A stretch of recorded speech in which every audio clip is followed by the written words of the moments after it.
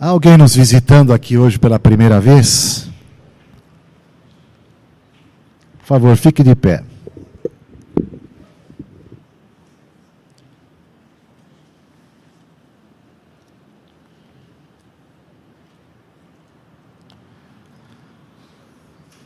Bem, sabemos que tem alguns irmãos viajando, não é? Vamos abrir a palavra do Senhor no livro de Hebreus, na carta aos Hebreus.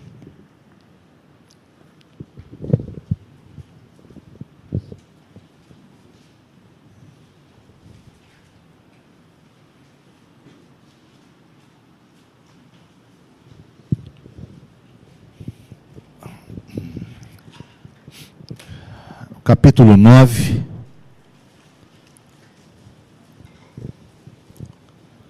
Versículos de 23 a 28.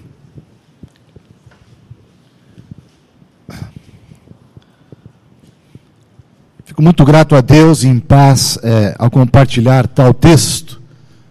E digo isso sobretudo porque nesta manhã nós tivemos já o assunto tratado que na verdade é o mesmo que irei tratar. Possivelmente dar uma continuidade ao que foi destacado nesta reunião da manhã, hoje, da mesa do Senhor, a respeito da pessoa de Cristo e a sua obra consumada. E esse texto tem estado comigo, tenho lido, relido,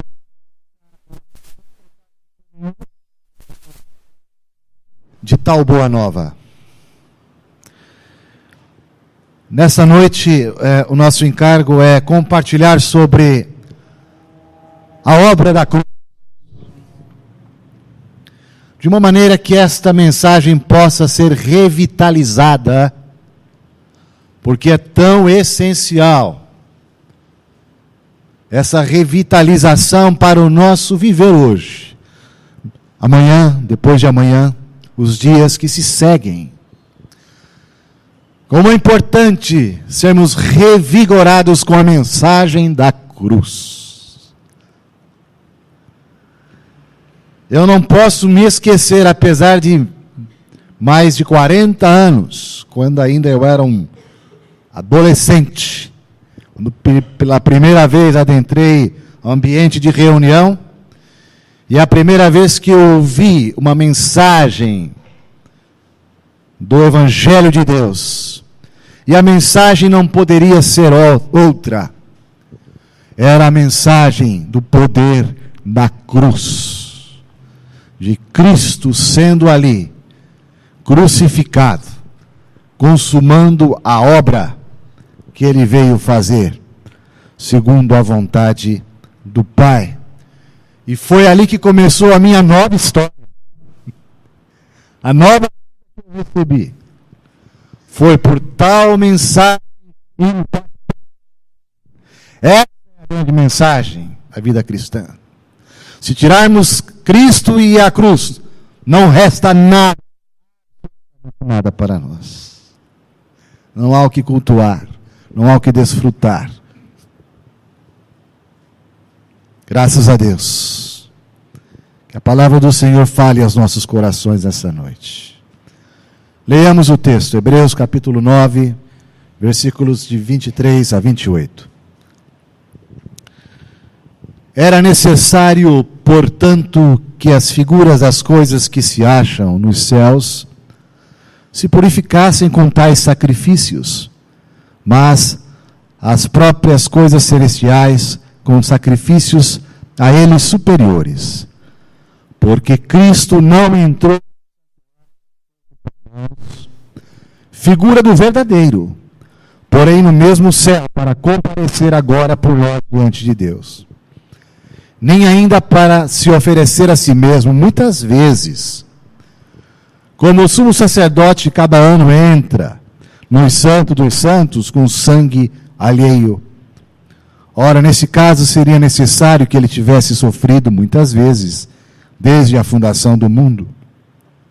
Agora, porém, ao se cumprirem os tempos, se manifestou uma vez por todas, para aniquilar pelo sacrifício de si mesmo o pecado, E assim como aos homens está ordenado morrerem uma só vez, vindo depois disto o juízo, assim também Cristo, tendo se oferecido uma vez para sempre, para tirar os pecados de muitos, aparecerá a segunda vez, sem pecado, aos que o aguardam para a salvação.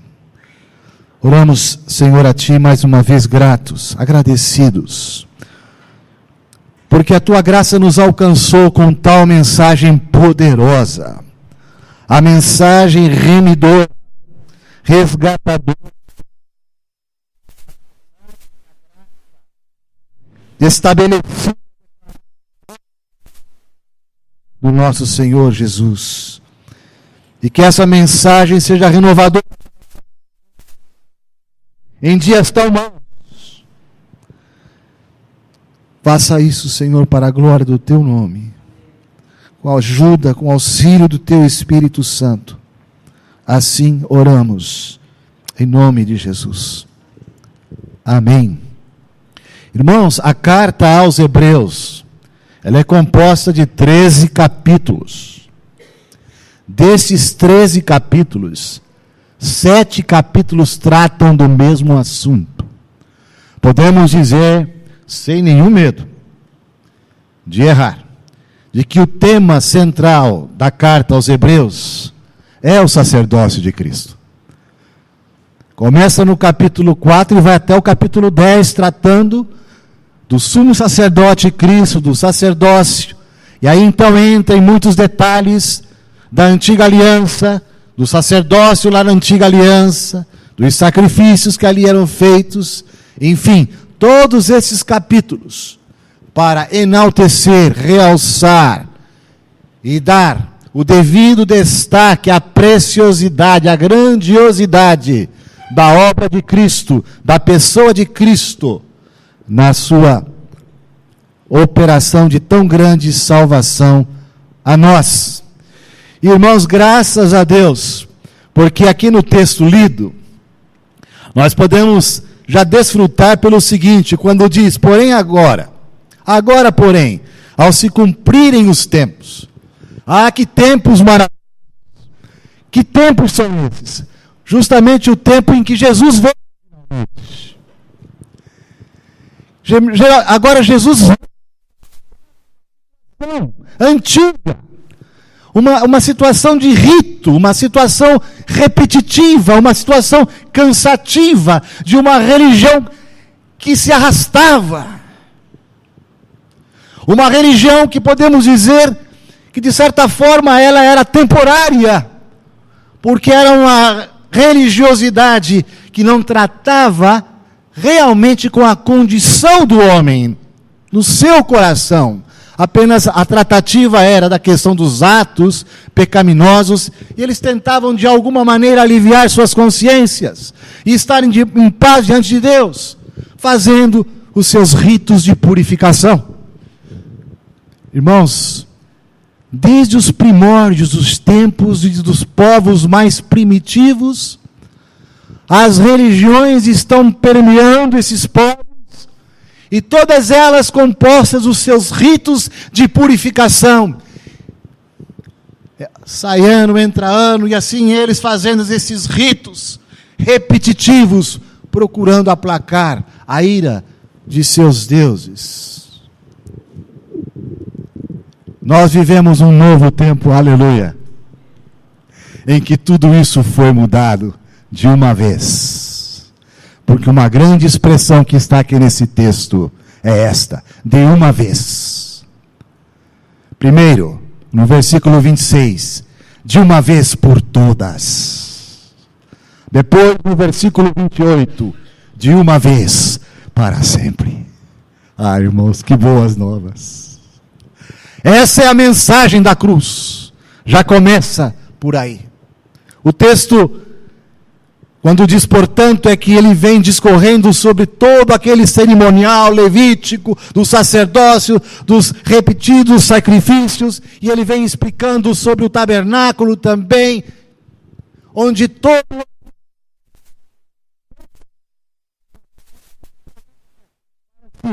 realizar toda essa cerimônia. Então agora ele diz, portanto, que as figuras, começa já a dizer algo, que nesse novo tempo agora nós não lidamos mais com figuras. Nós não precisamos mais lidar com exterioridades religiosas. No tempo passado, a figura estava presente. As sombras.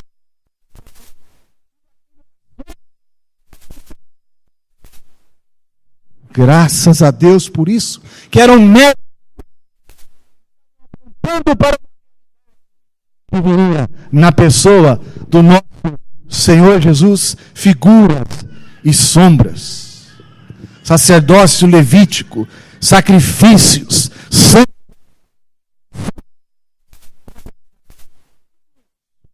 na tratativa do pecado e dos pecados.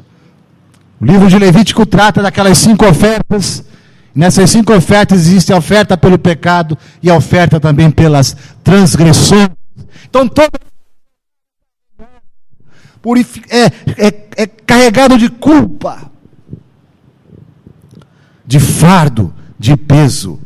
O tal rito de purificação repetido e repetido. São sombras e figuras. No capítulo 10, aqui na sua frente, logo começando ali depois do texto lido, né? Ali fala, visto que a lei, muito da lei cerimonial, de sacrifícios, tem sombra dos bens vindouros, não a imagem real, irmãos. Não é a imagem real das coisas. Nunca jamais pode tornar perfeitos os ofertantes com os mesmos sacrifícios que ano após ano, perpetuamente, eles oferecem. Percebem?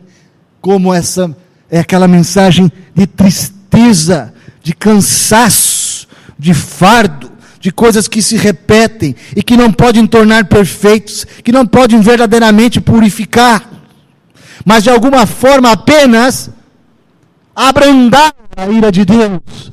Ou então Deus ali mantém uma postura mais tolerante para com eles, de longanimidade para com eles, mas sem um efeito profundo que atinge o coração. Sombras. Você voltar um pouquinho, o capítulo 8, o versículo 5 diz também a respeito disso. O sacerdócio daquele tempo, na verdade, aqui diz o versículo 5, os quais ministram em figura e sombra das coisas, como foi Moisés divinamente instruído quando estava para construir o tabernáculo, pois diz ele, vê que faça todas as coisas de acordo com o modelo que te foi mostrado no monte. Então, irmãos, lá no Antigo Pacto, nós temos figuras, sombras, parábolas. Nós temos então, vemos Moisés recebendo uma planta. Olha aqui a planta que você vai pegar, Moisés, e você vai fazer esse tabernáculo com detalhes. Então ali está uma planta. E aquela planta, então, Moisés procura ser rigoroso. Então todo para o cerimonial fosse preparado. E mesmo aquele tabernáculo erigido, muito bem construído, com todos os seus detalhes, ainda ali não há uma realidade. Tudo aquilo é temporário, tudo aquilo é passageiro, tudo aquilo é perecível. Se desgasta com o tempo.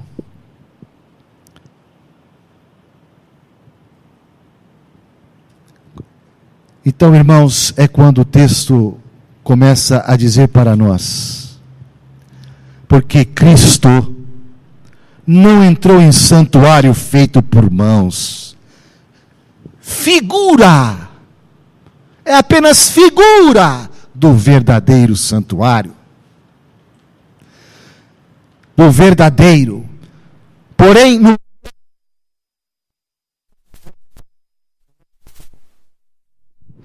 e nem ainda para se oferecer a si mesmo muitas vezes, como o sumo sacerdote cada ano entra no Santo dos Santos com sangue alheio. Então agora,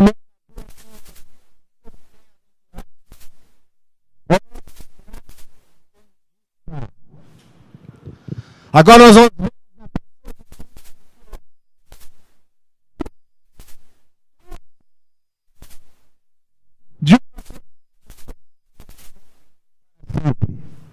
o Senhor Jesus,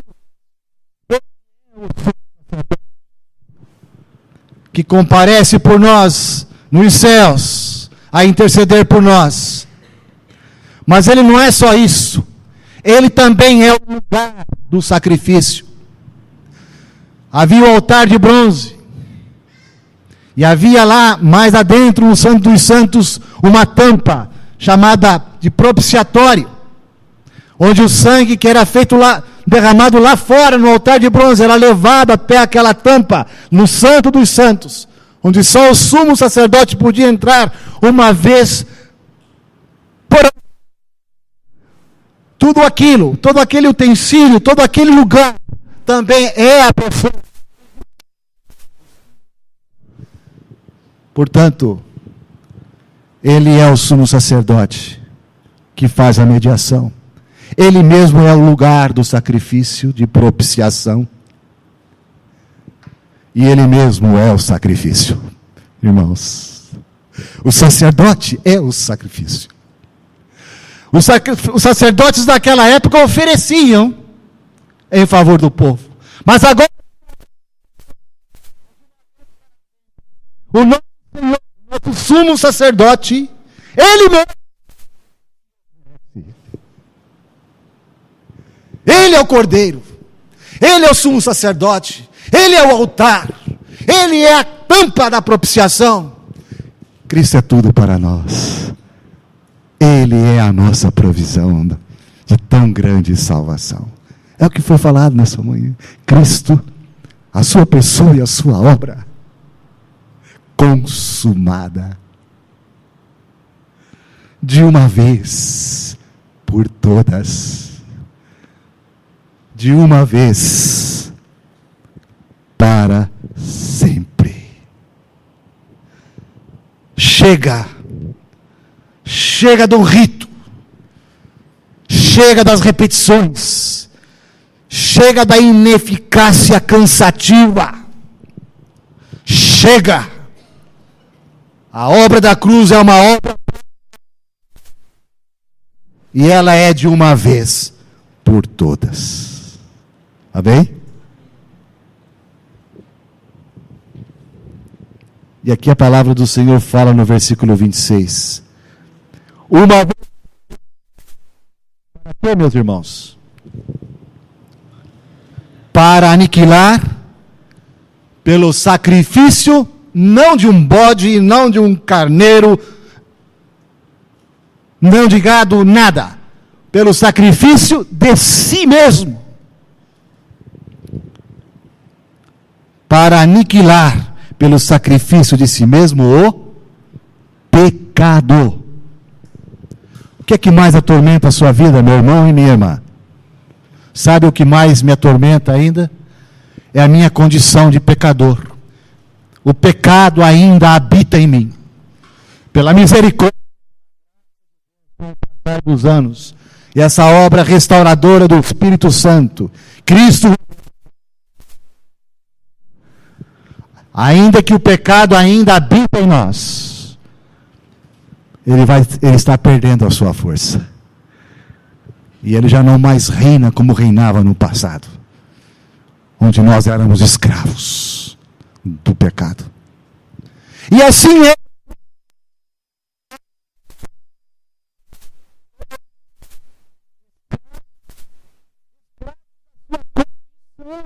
da sua natureza. O livro de Romanos trata muito bem essa questão do pecado e dos pecados. Há um livro muito bom do Watchmani, Vida Cristã Normal, tratando muito bem essa questão do pecado, como uma condição, o que somos essencialmente, e o resultado, que são as transgressões. os nossos pecados. A obra de tratar com uma situação intratável até então. Porque as pessoas faziam os ritos, iam para casa, e no máximo que elas tinham é o seguinte: talvez Deus tenha aceitado o sacrifício, e eu posso viver pelo menos mais essa noite em paz, um pouco em paz. Não mais além do que isso, irmãos, não mais além. A obra da cruz tratou com a nossa condição, finalmente. Agora há uma grande possibilidade de nós o pecado. Porque na cruz, é a expressão aqui, de todas o quê? Todas aquelas ritualísticas, todas elas, por todas. O pecado, a condição do homem, condição caída, o pecado foi aniquilado na cruz. Que boa nova. Eu e você não podemos vencer essa nossa condição caída. Ninguém por si só pode tratar com o seu coração. Era necessário que o Senhor viesse e fizesse isso por nós. E Ele o fez. Amém, meus irmãos? Tratar com o pecado é tratar com o coração. Até então isso não era impensável. Agora sim, o Senhor veio tratar diretamente, frontalmente, com a condição do pecado, com sua obra lá na cruz. E seguindo, irmãos, o versículo 27, preste atenção. E assim como está aos homens ordenado morrerem uma só vez, vindo depois disso o juízo, assim, novamente, também Cristo, tendo-se oferecido uma vez, agora é uma vez para sempre. Uma vez para sempre, para o que, meus irmãos? Uma vez para sempre, para tirar os pecados. Percebe no plural? Pecado, no versículo 26, aniquilado, tratando. E consequentemente, então, de uma vez para sempre, remindo, tirando, removendo os pecados. É uma obra completa, irmãos, daquilo que ninguém poderia jamais fazer por nós. Anula-se a temporalidade, a angústia do rito, porque agora é uma vez para sempre. Uma vez para sempre. É uma obra consumada. Lá em João, no Evangelho, no capítulo 19, no versículo 4, quando Jesus está lá na cruz, ele diz a seguinte expressão, qual que é mesmo? Está consumado. Era, acima de tudo, um grito de júbilo. E inicialmente, porque todo o seu sofrimento. Porque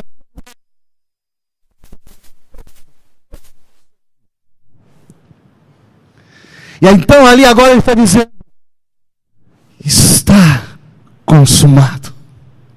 É a expressão tetelestai, está consumado. E eu gostaria, já caminhando para o final, de que essa expressão tetelestai, está consumado, tem duas em significado. Está consumado. Primeiramente quer dizer o seguinte: está liquidado. está pago. A fatura está paga. Tetelestai. Não há dívida. E que dívida? A dívida impagável. A dívida do pecado. O salário do pecado é a morte.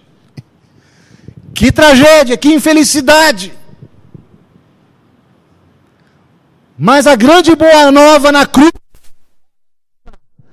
tetelestai, está pago, está liquidado. Mas até quando? Não vai aparecer um outro boleto? Mais para frente? É de uma vez por todas e de uma vez para sempre. Tetelestai. Está pago, está liquidado. Papiros antigos do primeiro século, vários deles encontrados recibos de impostos da época, tinham no final desse recibo, hoje a gente tem uma autenticação da maquininha lá quando vai pagar um boleto.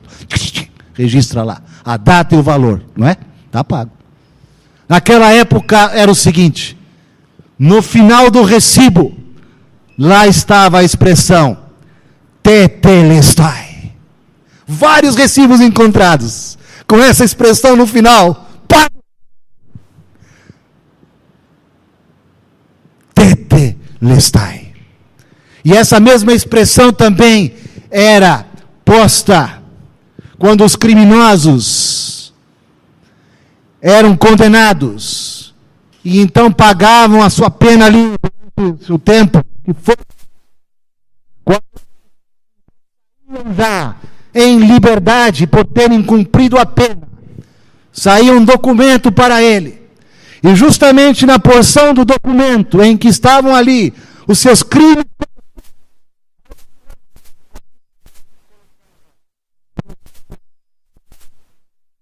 pode estar livre. Está liquidada essa sua dívida. Irmãos, nós não podemos deixar de falar, porque essa é justamente a linguagem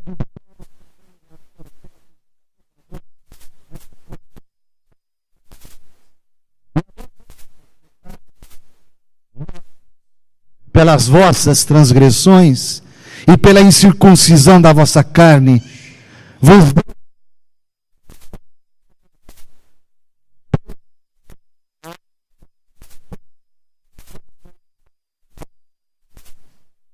irmão,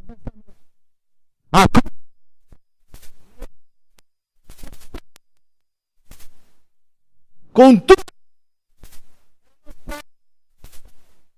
do que ela única,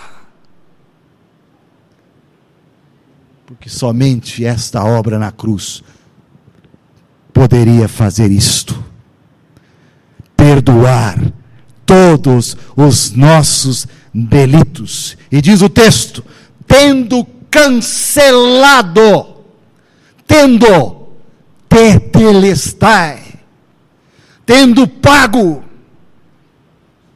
tendo liquidado. Ah, meus irmãos, o escrito de dívida que era contra nós e que constava de ordenanças, o qual nos era prejudicial, removeu inteiramente. Não é uma parte não, irmãos. Não é uma parte. É inteiramente. Tudo. Apagou tudo. De uma vez por todas. E uma vez para sempre. Ah, que mensagem, irmãos.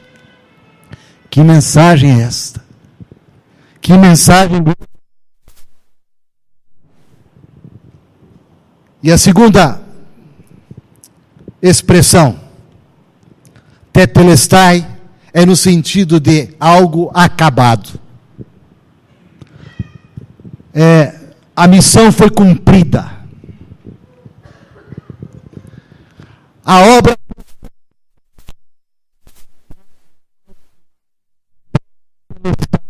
por um lado, está tudo pago. Por outro lado, pleno.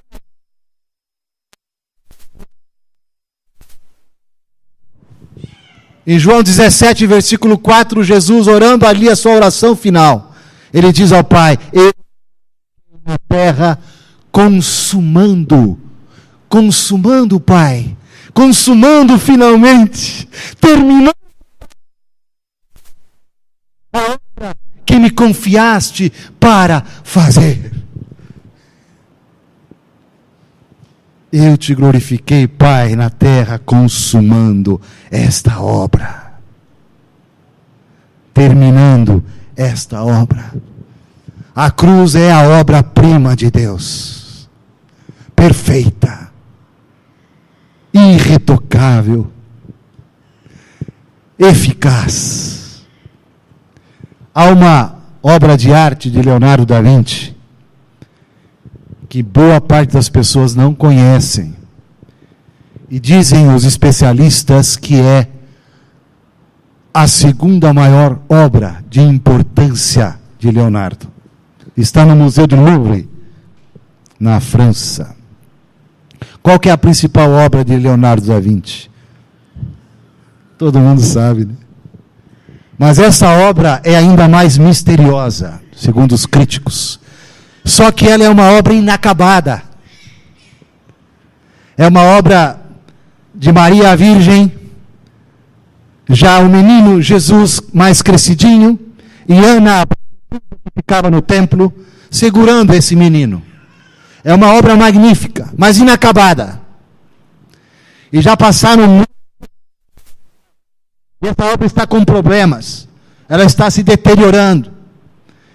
E estão acusando alguns especialistas que não deram o tratamento devido ao verniz e tudo mais, nas suas técnicas. Uma obra mas inacabada, imperfeita, que se desgasta com o tempo.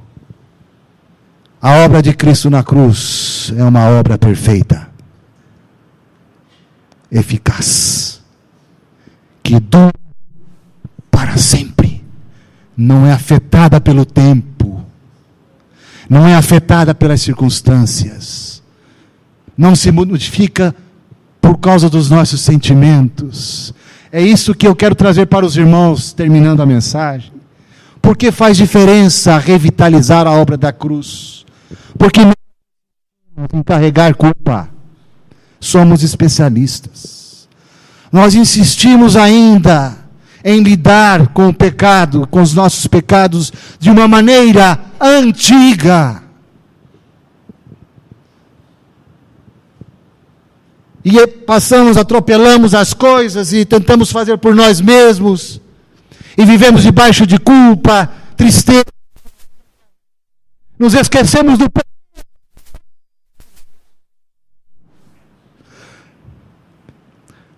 Parece que ela diminui.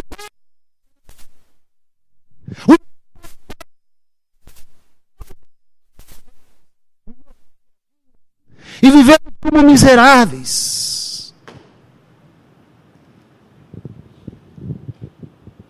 Nós somos os bem-aventurados desta terra, porque a graça nos alcançou na cruz. Irmãos, isso ninguém pode tirar de nós, ninguém pode tirar isso de você.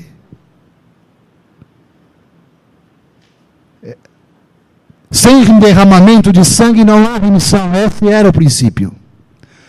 Mas o sangue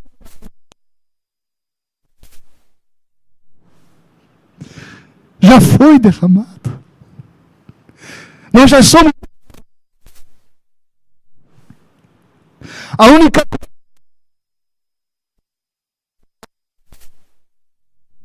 24, no final de Lucas 24, 47, que a ordem era que nós pregássemos o arrependimento.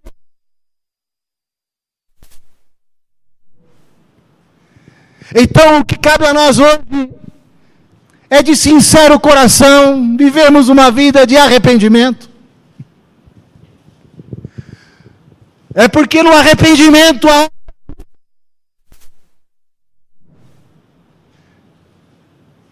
o Senhor não precisa voltar mais e novamente se encarnar para novamente morrer, porque Ele já o fez uma vez para sempre, e uma vez por todas, plenamente eficaz, uma obra perfeita. E isso deveria nos empolgar muito. Eu me lembro, e você deve se lembrar, os que gostam principalmente de futebol, na Copa do Mundo de 1994, nos Estados Unidos, Brasil e Itália fazem a final. E acabam nos pênaltis. E o último pênalti, quem vai bater? Um italiano.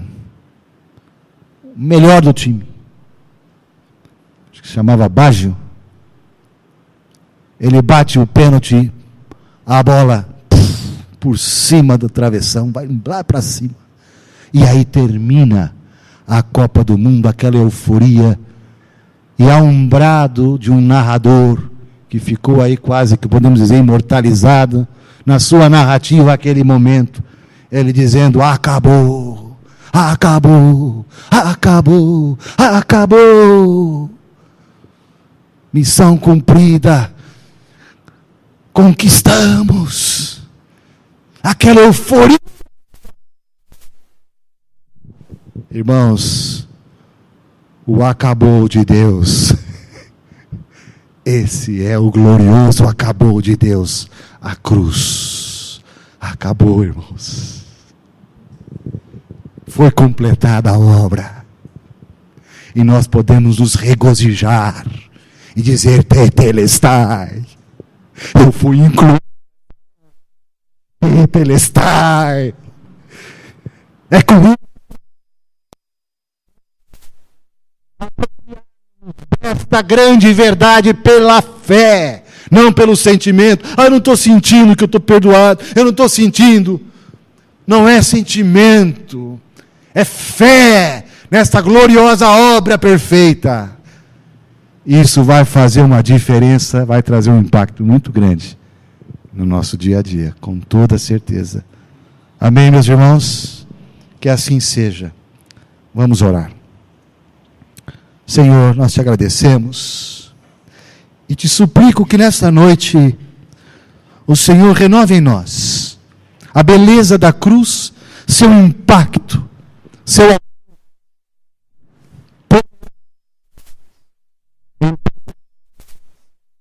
imperfeição. Oh, que obra maravilhosa! E nós que não te queríamos e não te buscávamos, esse e nós te bendizemos por isso. Senhor, se hoje não tem repetidos sacrifícios, daqueles ritos tão penosos,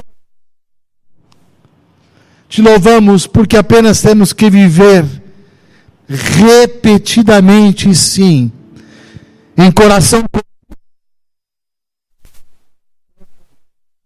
diante de ti. E que tenha